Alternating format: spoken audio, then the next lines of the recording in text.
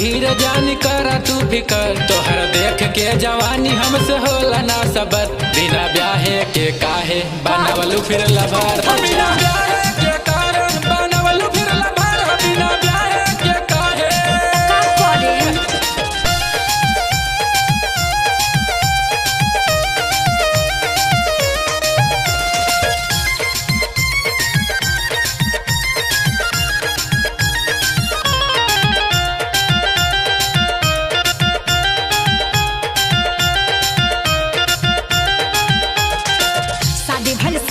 मैं हो गई अकेली, सोच के खेल हम हुला भवाला खेली।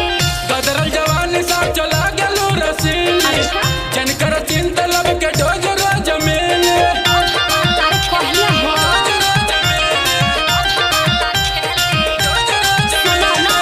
शादी भले शौक के मैं हो गई अकेली, सोचने के खेल हम हुला भवाला खेली।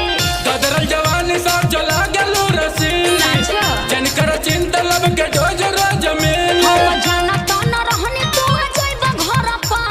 हमरा दिल के हाल से तू बड़ बेखबर, बिन बियाहे के खटिया करेला चोरा चोरा। बिना ब्याहे के कारण बनवलू फिर लभार, बिना ब्याहे के काहे बोल रे। का बोली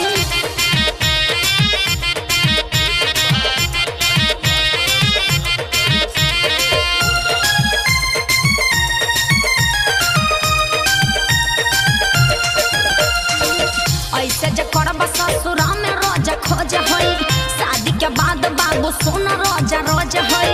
बड़ू बेखबर प्यार हमारा से सीखला, होठ के सवाद रानी होठ वैसे चिखला। रोज रोज होई, सही में रोज रोज होई। ऐसे जे करब त ससुरा में खोज होई, शादी के बाद बाबू सुन रोज रोज होई।